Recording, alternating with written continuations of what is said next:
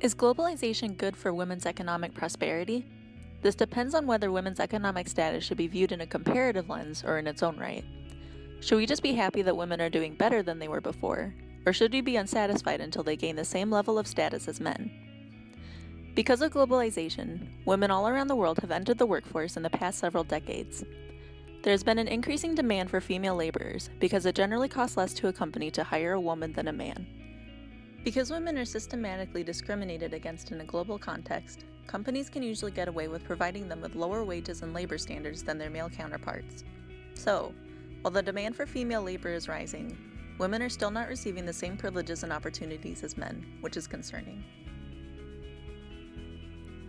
Two economists named Richards and Delaney analyzed the relationship between the economic status of women and globalization, and found a positive correlation between areas with consistent economic growth and higher women's status, and a lack of growth and a lack of women's status.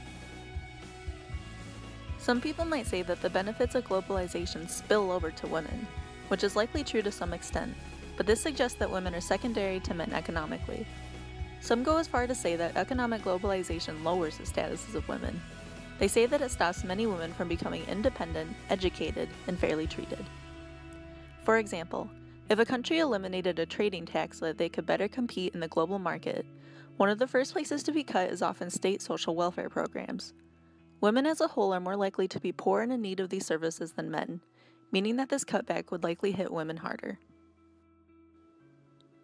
To answer the question of whether or not globalization improves the economic statuses of women, the answer that we came up with was this. Women's economic status is generally more improved than hindered by globalization, but this doesn't hold true when comparing the improvements in their status to the improvements in male status. We've come far, but haven't come far enough.